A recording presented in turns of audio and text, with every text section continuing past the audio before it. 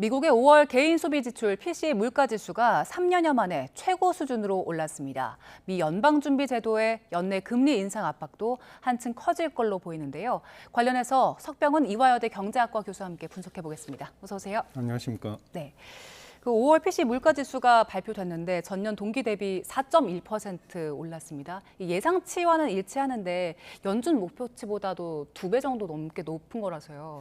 결국에 인플레 우려 다시 시작되는 겁니까? 예, 그렇습니다. 개인 소비 지출 가격 지수 같은 경우는 전년 동월 대비 기준으로 2%가 연준 물가 안정 목표가 되겠습니다. 그런데 지금 4.1%라는 것은 이제 2배가 넘어가는 상황이죠.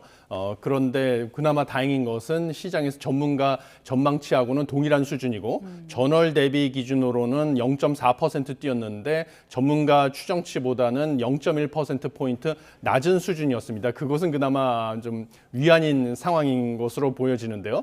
그렇지만 지금 물가 상승을 주도한 것은 에너지 가격 상승인데 에너지 가격 상승에서 그치는 게 아니라 이번에 우려되는 점은 이 에너지 가격 상승에서 비롯된 물가 상승이 뭐 다른 이유의 금융 서비스라든지 주거비 이런 곳으로 점점 확산되고 있다라는 것이 데이터에서 보인다라는 게 한 가지 우려되고 있다라고 보시면 되겠습니다. 근데 최근에 유가가 좀 빠지긴 했잖아요. 이건 반영이 안 된 거죠? 예, 이것은 아직 반영이 안 됐고 다음 달부터는 이제 서서히 하락하는 조짐이 보일 것이다라고 전망을 하고 있습니다. 네, 일단 물가는 이렇게 많이 올랐는데 소비는 견조했습니다. 소비가 버텨줬고 또 경제 성장률 확정치도 일단 예상보다는 높았는데 이게 결국에 물가가 오르긴 했는데 월급도 같이 올라서 가능한 거죠? 예, 그렇습니다. 이번에 나온 지표를 보면 연준이 당연히 조만간 기준금리를 인상할 것이다라는 것을 강하게 시사하는 결과가 나왔는데요. 예. 일단은 연준이 기준금리 결정을 하는 데 있어서 가장 중요하게 보는 지표인 근원 개인 소비지출 물가지수 상승률 같은 경우는 이번에 3.4% 전년 동기 대비 3.4% 상승이 나와가지고 2023년 10월 이후로 최고치가 나왔는데요. 이 지표 같은 경우는 가격 변동성이 큰 식품하고 에너지를 제외한 물가지수 상승률이 되겠습니다. 그래서 아까 말씀드린 것처럼 에너지 가격을 제외한 다른 분야로 물가 상승이 확산이 됐다라는 것을 보여주는 그런 대표적인 지표가 되고요. 그다음에 연준이 또 신경을 쓰는 것이 이제 실업이죠. 네. 완전 고용이 또 다른 정책 목표이기 때문에. 근데 실업과 관련해서는 이달 셋째 주 신규 실업수당 청구 건수가 21만 5천 건으로 시장 전망치보다 적게 나왔습니다. 그래서 실업에 대해서는 신경 쓸 필요가 없고요. 경기 관련해서 국내 총생산 1분기 연간 기준 증가율이 2.1% 늘어난 것으로 나와서 종전 발표인 1.6%보다 더 좋게 나왔습니다. 그래서 경기도 좋고 실업은 낮아지고 그런 반면에 물가 상승률 같은 경우는 에너지 이외의 다른 분야로 파급 효과가 커지니까 연준이 뭐 9월 달쯤에 0.25%포인트 기준금리를 인상하는 것이 점점 확실해지고 있다. 이렇게 보시면 되겠습니다. 네, 말씀하신 것처럼 이제 뭐 기준금리 올리는 거는 거의 기정사실화가 됐기 때문에 다른 자산들에도 영향을 미치고 있더라고요. 금값이 지난해 생각해봤을 때는 역사적인 강세장이었는데 많이 빠졌다고요? 예, 금값이 지금 급격하게 떨어지고 있는데요. 지금 보면 24일 기준으로 봤을 때 금 현물 가격이 3,300 온스당 3,392.44달러가 돼가지고 지난해 11월 이후 처음으로 4,000달러 아래로 떨어졌습니다. 그러다 보니 근데 그 가장 큰 배경이 앵커께서 지적하신 것처럼 이제 긴축 리스크로 인한 달러 강세가 가장 큰 이유로 지목이 되고 있습니다. 지금 물가 상승이 이렇게 높고 그다음에 미 연준 의장인 케빈 워시 의장 역시 인플레이션 억제의 필요성을 강조하다 보니까 조만간 기준금리 인상이 가능성이 점점 커지고 있습니다. 예. 그렇게 되면 안전자산으로서 금하고 경쟁을 하고 있는 게 미 국채인데요. 네. 국채 수익률은 올라갈 수밖에 없는 것이죠. 그러면 금과 국채의 차이점은 국채는 이자를 준다는 것이죠. 이자를 주는데 금은 그냥 반짝반짝 빛나는 거 말고는 아무것도 없지 않습니까? 그러니까 상대적으로 미 국채의 매력이 더 높아져가지고 금에서부터 국채로 이제 투자 자산이 이동을 하는 그런 것이 발생을 할 수밖에 없는 것입니다. 그래서 금값이 떨어질 수밖에 없다. 이렇게 보고 있습니다. 근데 요즘에 금값 많이 떨어져서 이때 사둬야겠다 하는 분들도 꽤 있는 것 같긴 하던데 예. 이자가 없으니까 별로 매력적인 건 아니네요. 예. 현재로서는 사실은 여러 가지 이유로 금에 대해서 투기적인 수요도 많이 빠지고 있는데요. 뭐 한 가지 이유는 인공지능 관련된 주식이 워낙 지금 열풍이다 보니까 여러 투기적인 자금들이 금에서부터 빠져나가는 이유도 있고요. 네. 그래서 대표적인 게 중국에서도 상당히 투기적인 자금들이 금에 많이 몰렸는데 네. 중국의 은행들이 이런 투기적인 수요들을 유치하기 위해서 뭐 상하이 금거래소의 개인 기금속 경매 거래 업무를 제공을 했었는데요. 서비스를 이것을 중단을 하고 이게 시작을 했습니다. 앞다퉈서 중단을 하니까 중국의 개인 투자자들 같은 경우는 중국의 상업은행을 통해서 이런 개인 귀금속 경매 거래 업무를 했었는데 이런 수요도 역시 차단이 되게 됐습니다. 그래서 중국이 인구도 많고 그러다 보니까 부자도 많아서 이 상업은행을 통해 가지고 개인 경매 금거래 투자까지 했었었는데 네. 이런 투기 수요까지 차단이 되게 되면 뭐 금값은 더 떨어질 수도 있어가지고 섣불리 이렇게 물론 자산 포트폴리오를 다변화하는 것은 수익률 거의 안정화 차원에서는 좋은 투자 전략이지만 이제 와가지고 저점이 아니냐 해서 또 추격 매수를 섣불리 하는 것도 자제할 필요성은 있다라고 생각합니다. 가격만 보고 투자를 해서는 안 되겠네요. 그리고 성격이 좀 다르긴 한데 비트코인 같은 경우에도 그 작년 10월쯤 사상 최고치였는데 반토막이 났더라고요. 이것도 결국에 돈이 좀 옮겨간 이유일까요? 예, 그렇게 보고 있습니다. 지금 비트코인 같은 경우도 뭐 심리적 저항선이다라고 보는 6만 달러 선까지 무너지는 그런 상황이 됐습니다. 그래서 고점 대비 반토막 52.6%나 하락을 했습니다.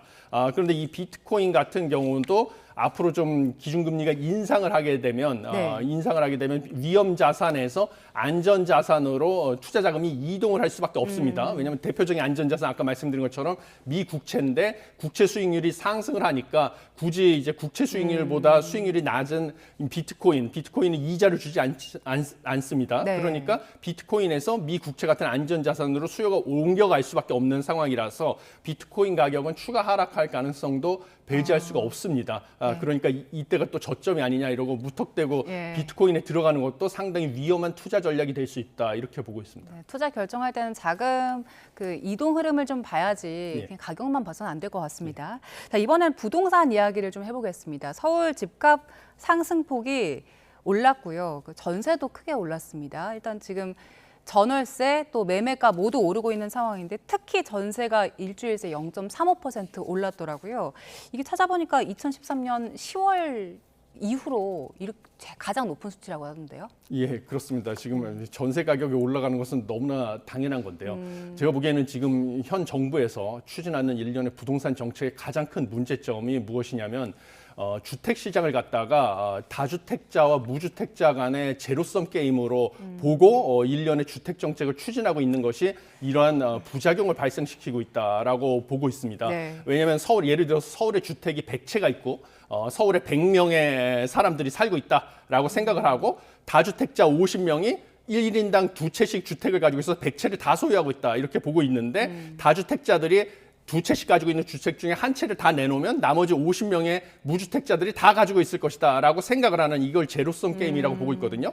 그래서 다주택자들을 뭐 세금을 올리든 대출 규제를 강화하든 그래서 가지고 있는 주택 한 채를 다 무주택자들한테 넘겨주게 하겠다라고 생각하는 이런 마인드를 가지고 주택 정책을 하니까 이렇게 부작용이 생길 수밖에 없다. 왜냐하면 현실에서 주택 정책이라는 것은 다주택자와 무주택자 간의 제로섬 게임이 아닙니다. 왜냐하면 현실적으로 봤을 때 대다수의 그 국가 주요 도시들에서 자가 보유율 같은 경우는 60% 정도거든요. 나머지 40%의 무주택자들은 여러 가지 이유로 현실적으로 주택을 보유할 경제적인 능력이 안 된다든지 아니면 이직으로 인해서 빈번하게 이사를 가야 되기 때문에 주택을 보유하는 것보다는 오히려 임차를 하는 게 더 효율적이라서 무주택으로 남아있든지 이런 이유로 자가주택에 거주를 하지 않습니다. 이런데 인위적으로 다주택자들한테 세금을 올린다든지 이렇게 되면 결국은 무주택자들이 이 월세가 올라간다든지 아니면 전세 가격이 올라가서 피해를 볼 수밖에 없는 그런 상황으로 치닫는 거거든요. 그게 지금 벌어지고 있는 결과다라고 저는 보고 있습니다. 결국에는 세입자 부담이 커지고 있는 상황인 건데 건데 서울 부동산은 볼 때 좀 나눠서 봐야 되잖아요. 강남 3구랑 뭐 중심 지역이랑 외곽 지역. 근데 지금 전세 상승폭 큰 지역들 보니까 거의 다 외곽 지역이더라고요. 성동, 성북은 0.55% 일주일 사이 이만큼 올랐어요. 이 상황 어떻게 판단하세요? 예, 기본적으로 다주택자에 대해서 뭐 세금을 올린다든지 양도세를 중과세하고 그다음에 대출 규제를 강화하고 이러다 보니까 어쩔 수 없는 이유로 뭐 이제 주택을 살 경제적인 능력이 안 된다든지 아니면 이직 때문에 아까 말씀드린 것처럼 임대주택에 거주를 해야 된다는 이유로 임대주택이 필요한 사람들은 지금 핵심 지역에서 임대주택에 거주를 할 지금 경제적인 여유가 안 되다 보니까 어쩔 수 없이 서울에는 있어야 되는데 입지가 예. 떨어지는 외곽 지역으로라도 이전을 해가지고 임대주택에 거주를 해야 될 수밖에 없는 상황이 되었습니다. 그래서 다주택자 규제로 인해서 임대주택 공급은 줄어들었는데 외곽으로 가서 임대주택에 살려고 하는 수요는 늘어나다 보니까 서울 외곽 지역에서 임대주택의 가격이 상승할 수밖에 없다. 그래서 지금 외곽 지역에서 임대주택 가격의 상승폭이 점점 더 커지고 있는 게 데이터로 나오고 있다. 이렇게 보시면 되겠습니다. 예, 저거는 이제 올해 누적 얼마나 올랐나인 건데 7% 넘게 오른 곳들이 꽤 있습니다. 근데 결국에 이렇게 아파트들이 오르면서 아파트 너무 부담되니까 서울 시내에 있는 오피스텔로 가는 분들도 있는 것 같아요. 예, 그렇습니다. 이건 당연히 뭐 여러 가지 이유로 서울에서 거주를 할 수밖에 없는데 그리고 서울에 집을 살 수는 없는데 서울에서 거주를 하려면 주택, 아파트에서 임대를 할 수 있는 경제적 능력이 안 되면 아파트 이외에 다른 형태의 주거지를 찾을 수밖에 없는 것이죠. 예. 그러다 보니까 그 대체자인 오피스텔로 임차 수요가 밀려들 수밖에 없는 것이 뭐 현실입니다. 예. 그래서 서울 오피스텔 전세 가격 상승률이 지금 뭐 전월보다 0.06%포인트 오른 0.16% 5월 달 오피스텔 가격 동향에 따르면요. 이렇게 집계가 된 것이 나타나는 것이고요. 오피스텔 전세 가격 역시 3개월 연속으로 상승폭이 확대되고 있는 것이 지금 현실로 나타나고 있는 것입니다. 일단 전세값이 이렇게 오르고 있는데 물량도 별로 없는 상황이라서 결국 전세 대신에 월세를 택하는 분들도 있는데 월세도 굉장히 많이 올랐어요. 서울에서 보니까 외곽에 한 21% 정도가 100만 원이 넘더라고요. 노도광 지역도 100만 원 넘는 아파트들이 많더라고요.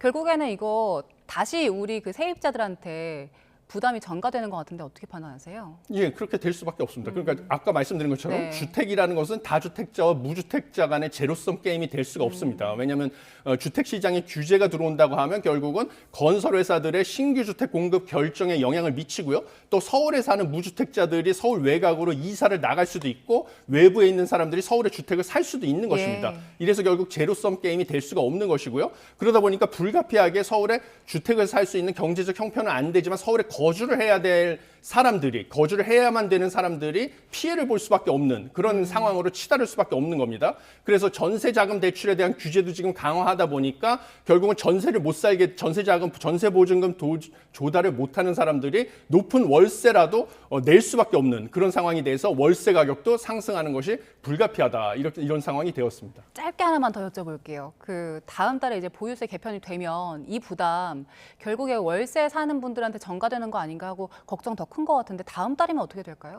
예, 보유세가 늘어나게 되면 결국은 뭐 보유세 부담은 월세를 어떻게 하든지 집을 살 수는 없어도 서울에 거주를 해야 되긴 불가피하게 서울에 거주를 해야 될 사람들은 있거든요. 예. 그러면 사실 다주택자 중에서는 이런 분들한테 월세를 인상해가지고 뭐 보유세 부담을 전가하고자 하는 사람들 분명히 나타날 수밖에 없고요. 그러면 울며 겨자 먹기 식으로 그 높은 월세를 내고도 서울에 거주를 해야 될 사람들이 있어서 뭐 세입자한테 월세 부담을 보유세 부담을 전가하는 현상은 나타날 수밖에 없다. 저도 이렇게 보고 있습니다. 네, 상승세가 계속 이어지고 있고 다음 달이면 더 심할 것 같아서 걱정입니다. 자, 지금까지 석병훈 이화여대 경제학과 교수와 함께 짚어봤습니다. 고맙습니다. 감사합니다.